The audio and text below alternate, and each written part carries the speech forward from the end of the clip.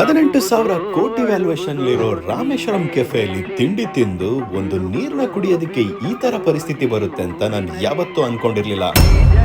Recent ಆಗಿ Bengaluru airport terminal 1 ಅಲ್ಲಿ gate number 34 ಹತ್ರ ರಾಮೇಶ್ವರಂ ಕೆಫೆ ಅವರ ಹೊಸ ಔಟ್ಲೆಟ್ ಓಪನ್ ಆಗಿತ್ತು. ನಾನು ಟ್ರಾವೆಲ್ ಮಾಡ್ಬೇಕಾದ್ರೆ ಬೆಳಗಿನ ಜಾವ ತಿಂಡಿ ತಿನ್ನೋಣ ಅಂತ ವಿಸಿಟ್ ಮಾಡಿದ್ದೆ. ಪ್ಲೇನ್ ಇಡ್ಲಿಗೆ 190 ರೂಪಾಯಿ, ಖಾರ ಬಾತಿಗೆ 250 ರೂಪಾಯಿ, ಹಾಗೆ ಕಾಫಿಗೆ 180 ರೂಪಾಯಿನ ಚಾರ್ಜ್ ಮಾಡಿದ್ರು.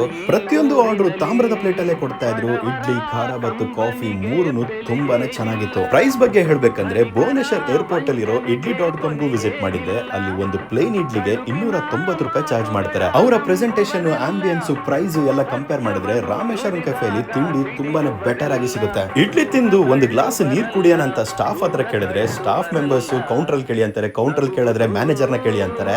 ಬಟ್ ಮ್ಯಾನೇಜರ್ ಕೊನೆ ಹೇಳಿದ ಒಂದು ಮಾತು, ಸರ್ ಏರ್ಪೋರ್ಟ್ ಅಲ್ಲಿ ಇದೀವಿ, ಬಿಸ್ನೆಸ್ ಮಾಡ್ಬೇಕು, ನೀರಿಗೆ ದುಡ್ಡು ಪೇ ಮಾಡ್ಬೇಕು ಅಂದ್ರು. 30,000 ಎತ್ತರದಲ್ಲಿ ಹಾರೋ ಏರೋಪ್ಲೇನ್ ಸಹ ನೀರು ಫ್ರೀ ಆಗಿ ಸಿಗುತ್ತೆ.